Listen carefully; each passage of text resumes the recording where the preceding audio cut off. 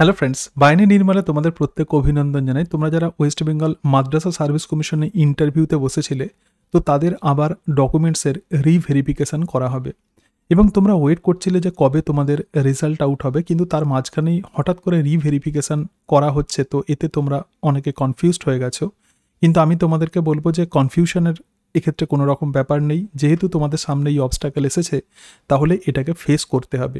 এবং এক্ষেত্রে দেখতে পাচ্ছ যে অনেকগুলো ডকুমেন্টস তোমাদের ভেরিফাই করা হবে।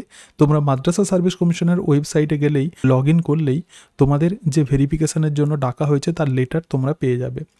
সুতরাং সেই লেটারে এই সমস্ত বিষয়গুলো লেখা থাকবে, কিন্তু ঘটনা হচ্ছে যে এই যে বিভিন্ন বিষয় তোমাদের ভেরিফিকেশান করা হবে, এই সমস্ত বিষয়গুলো আমি স্টেপ বাই স্টেপ তোমাদেরকে বলবো।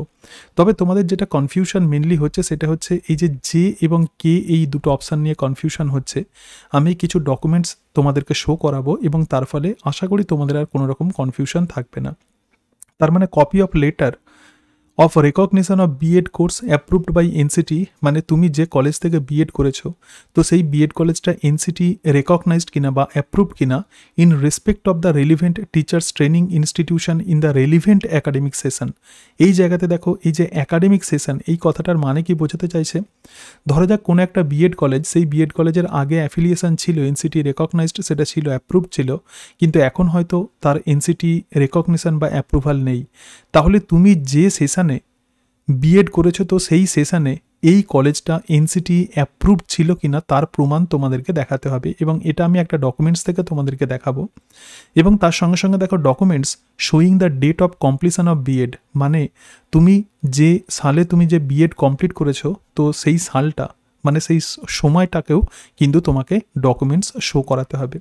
এছাড়া বাকি যে সমস্ত অংশগুলো আছে, যেমন কপি অফ দিস লেটার, তো সেটা তোমাকে শো করাতে হবে। কপি অফ অ্যাপ্লিকেশান ফর্ম, তুমি যে অ্যাপ্লিকেশান ফর্ম যেটা ফর্ম ফিল আপ যেটা করেছিলে সেটা দেখাতে হবে। Admit card of the 7th SLST, মানে মাদ্রাসা সার্ভিস কমিশন যে 7th SLST এক্সামিনেশন নিয়েছিল তার অ্যাডমিট কার্ড, আধার কার্ড যেটা কম্পালসারি, ভোটার আইডি কার্ড অথবা প্যান কার্ড অথবা ড্রাইভিং লাইসেন্স, এই তিনটের মধ্যে যে কোনো একটা।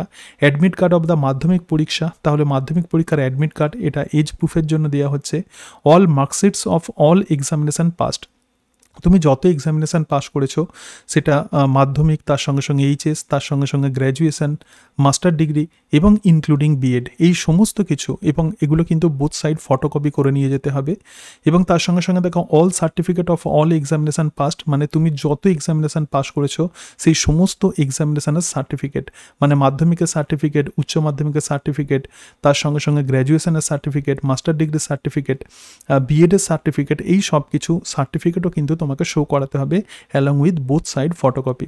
এবং SC ST OBC অথবা ফিজিক্যালি হ্যান্ডিক্যাপ্ট সার্টিফিকেট, যারা প্রধানত এজ রিল্যাক্সেশনের জন্য, মানে SC ST OBC এবং ফিজিক্যালি হ্যান্ডিক্যাপ্ট যে সমস্ত ক্যান্ডিডেট, তারা অনেক সময় এজ রিল্যাক্সেশন পায়, তাহলে এজ রিল্যাক্সেশন এর সুবিধা নিয়ে তারা এই পরীক্ষা দিয়েছিল, তো তার জন্য এক্ষেত্রে এই সার্টিফিকেট দিতে হবে, মানে তোমাদেরকে শো করাতে হবে।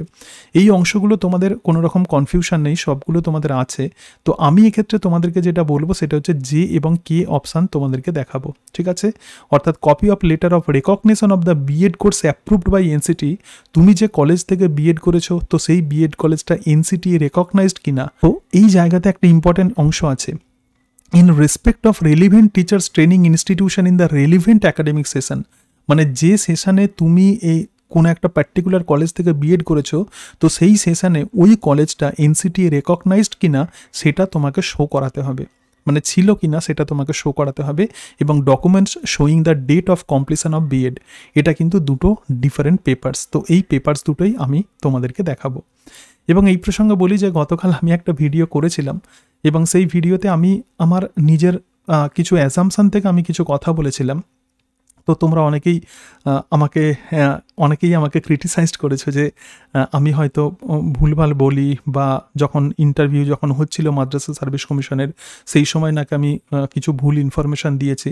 দেখো, আমি যেটুকু ইনফরমেশান পাচ্ছি তো সেটাই আমি কিন্তু তোমাদেরকে দেওয়ার চেষ্টা করছি। আমি তো মাদ্রাসা সার্ভিস কমিশনের সঙ্গে কোনোভাবেই রিলেটেড নই, যেটুকু ইনফরমেশান পাচ্ছি আমার জ্ঞানত, তো সেটাই আমি তোমাদেরকে দেওয়ার চেষ্টা করছি যাতে তোমাদের একটু সুবিধা হয়। তো আমি আবার বলছি, আমার এই ইনফরমেশান 100% 100% অথেন্টিক নাও হতে পারে। আমি যদি মাদ্রাসা সার্ভিস কমিশনের সঙ্গে জড়িত থাকতাম তাহলে কিন্তু আমার এই ইনফরমেশন আমি বলতে পারতাম যে এই ইনফরমেশন 100% সঠিক। কিন্তু ঘটনা হচ্ছে যে যেহেতু আমি WB মাদ্রাসা সার্ভিস কমিশনের সঙ্গে রিলেটেড নই, কিন্তু এডুকেশনাল ফিল্ডে আমি দীর্ঘদিন আছি, সেই জন্য আমার তো একটা এক্সপিরিয়েন্স হয়েছে। তো সেই এক্সপিরিয়েন্স থেকেই কিন্তু আমি কথাগুলো বলি। এক্ষেত্রে কোনো রকম মন গড়া কথা নয়, একটা অ্যাজামশান থেকে, একটা ইনটিউশন থেকে প্রধানত আমি এগুলো বলার চেষ্টা করি। তো তোমাদের যেরকম মনে হবে তোমরা সেইভাবে কমেন্ট করবে, আর যাদের উপকারে লাগবে আমার ভিডিওগুলো তো তারাও নিশ্চয়ই কমেন্ট করবে। দেখো, সমালোচনা আমি কিন্তু খুব ভালোভাবেই আমি গ্রহণ করতে পারি। যেহেতু তোমরা সমালোচনা করেছো, মানে এই কথাগুলো বলেছো, তখন আমি এটাই ভাবছিলাম যে হয়তো আমি কিছু ভুল বলেছি।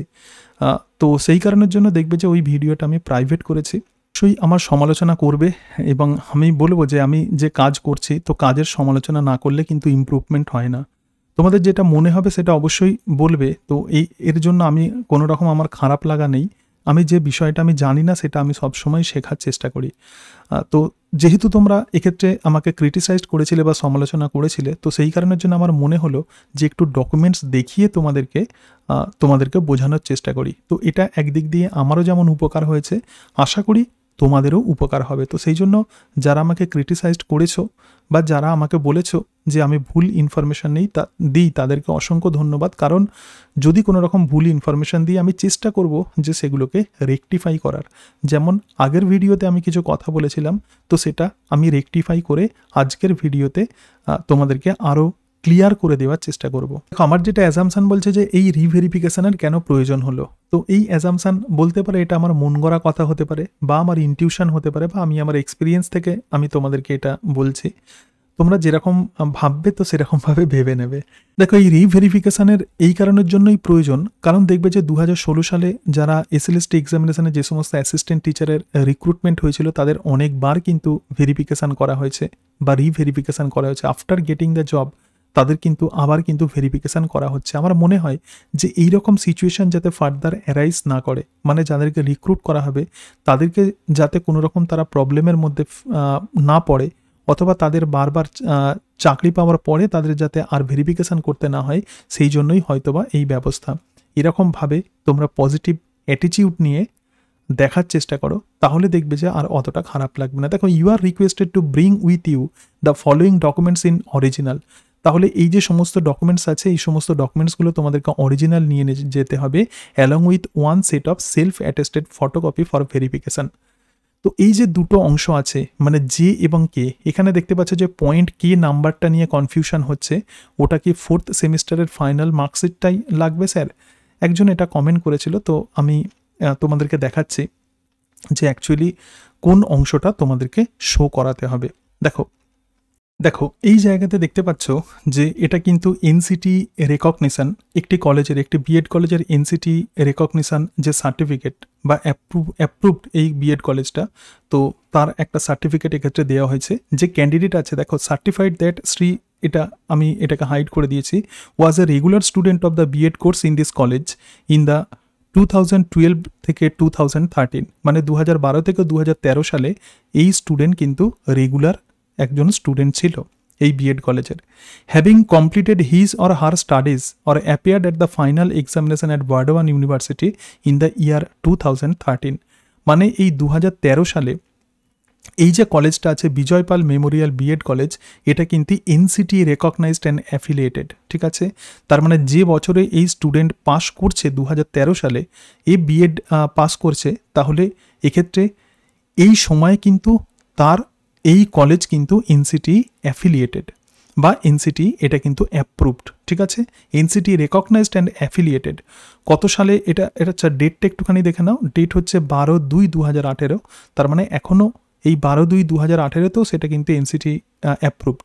During his or her student career was well behaved, obedient, preserving and diligent ইত্যাদি এই সমস্ত সার্টিফিকেট দেওয়া হয়েছে। তার মানে এই স্টুডেন্টটা এই যে 2012 এবং 2013 সালে সে বিএড পাস করছে, 2013 সালে সে যে বিএড এই সেশনে সে প্রধানত এই কলেজে পড়েছে, এবং এই সময়ে এই বিএড কলেজ কিন্তু NCT অ্যাপ্রুভ ছিল। তো এটাই তোমাদেরকে দেখাতে হবে। Affiliated to university of the Burdwan, vide affiliation number এত, dated 30 January 2006, and recognised by National Council of Teacher Education New Delhi vide recognition number ইত্যাদি ইত্যাদি, dated 4 July 2007।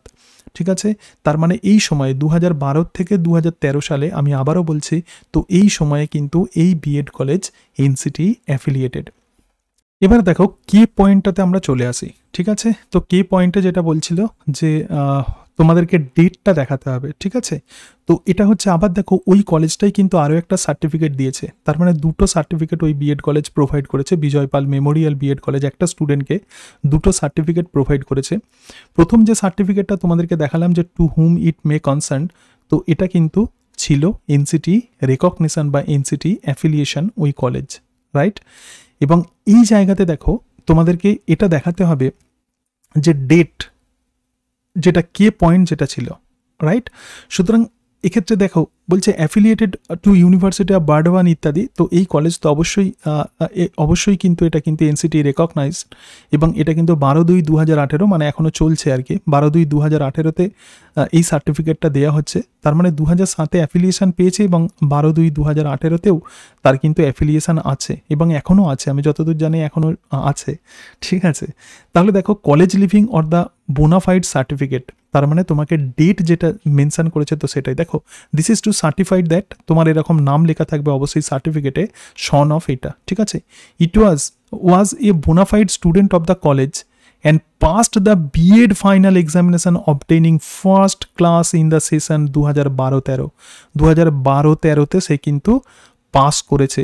His or her university registration number এত 2007-8। ঠিক আছে, এটা হচ্ছে registration number and college university roll number ইত্যাদি ইত্যাদি। তারপরে দেখো এ কিন্তু এই ইউনিভার্সিটিতে পড়েছে, তাহলে সেই ইউনিভার্সিটির রেজিস্ট্রেশন নাম্বার 2007-8-এ ইউনিভার্সিটির রেজিস্ট্রেশন নাম্বার। এবং তাহলে সে পাস আউট কবে হচ্ছে 2012-13-তে। He or she was a regular diligent and sincere with ইত্যাদি এই সমস্ত বিষয় আছে। তাহলে কে যে পয়েন্টটা বলছে, তো কে পয়েন্ট যেটা সেটা হচ্ছে যে ডেট, তোমাদের যেটা বলছে যে বিএড মানে পাসের যে ডেট যেটাকে বলা হচ্ছে, তো সেটা কিন্তু এইটা, রাইট।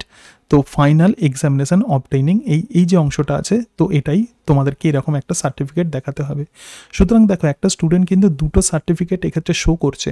প্রথম যেটা সেটা হচ্ছে যে সে যে বিএড কলেজ থেকে পড়েছে, যেটা তোমাদের যে ডকুমেন্টস যেটা বলেছে, যে সে যে বিএড কলেজ থেকে পড়েছে সেই সালে ওই কলেজটা এনসিটি অ্যাপ্রুভ ছিল কিনা, যেটা তোমাদের প্রথম দেখালাম টু হুম ইট মে কনসার্ন বলে, তো সেটা শো করাতে হবে। এবং তার সঙ্গে সঙ্গে দেখো কলেজ লিভিং যে সার্টিফিকেট, মানে এই সময়ে সে কিন্তু কলেজ ছেড়ে দিচ্ছে। ঠিক আছে, তার মানে passed the BEd final examination obtaining first class in the session 2012-13, তো এই দুটো সার্টিফিকেট শো করলেই হবে। এর সঙ্গে সঙ্গে রেজাল্ট আছে, প্লাস বাকি সমস্ত ডকুমেন্টস তোমাদেরকে দেখাতে হবে। তো এই দুটো অংশ নিয়েই ম্যাক্সিমাম ক্ষেত্রে তোমাদের কনফিউশন ছিল। আমি তোমাদেরকে এগুলো দেখিয়ে দিলাম, আমার কাছে যে ইনফরমেশান ছিল আমি তোমাদেরকে দেখালাম। তো এবার তোমরা এই সার্টিফিকেটগুলো তোমরা জোগাড় করে নিতে পারো, অথবা তোমাদের কাছে যদি থাকে তাহলে তো আর কোনো রকম অসুবিধা নেই। এবং আবারও বলছি যে আমি প্রধানত যতটুকু জানি তো ততটুকু ইনফরমেশানে আমি তোমাদেরকে দেওয়ার চেষ্টা করি।